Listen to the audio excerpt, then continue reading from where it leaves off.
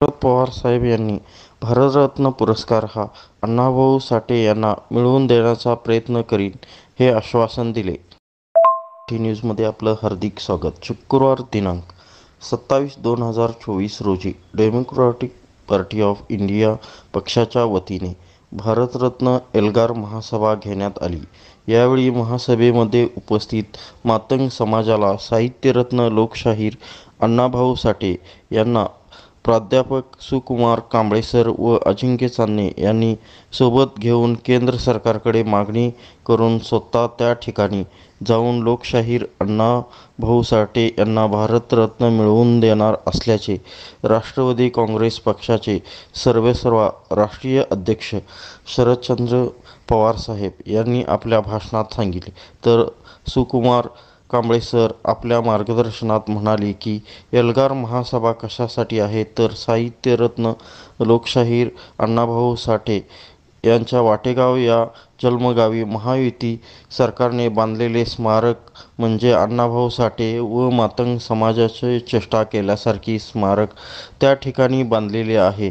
खरं तर ही एक जगविख्यात साहित्य स्मारक चांगले दर्जाचे बांधले पाहिजे होते, परंतु युती सरकारने पत्र्याचे शेड बांधून गोडाऊन बांधले आहे. ते पाडण्यात येऊन पुन्हा त्या ठिकाणी सर्व सोयीयुक्त असलेले स्मारक चांगल्या दर्जाचे त्या ठिकाणी बांधण्यात आले पाहिजे.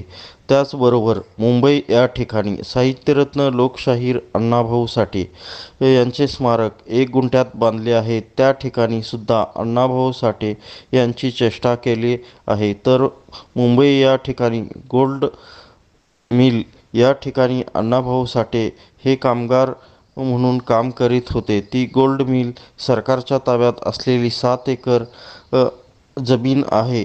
त्या ठिकाणी लोकशाहीर अण्णाभाऊ साठे यांचे स्मारक उभारण्यात यावे अशी माहिती या महासभेच्या ठिकाणी प्राध्यापक सुकुमार कांबळे सरांनी सांगितली. सांगली जिल्हा हा साहित्यरत्न अण्णाभाऊ साठे यांची जन्मभूमी असलेला जिल्हा असून त्या जिल्ह्यात साहित्यरत्न लोकशाहीर अण्णाभाऊ साठे त्यांचे नाव देण्यात आले पाहिजे.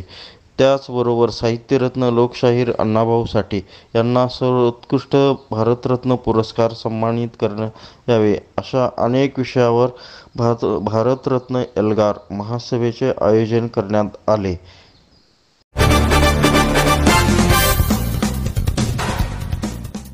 लाईक करा, सबस्क्राईब करा आणि यांची न्यूज बघत जावा.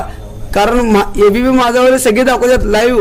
कारण यांचं कसं असतं म्हणजे गोरगरिबांचं लाईव्ह आहे.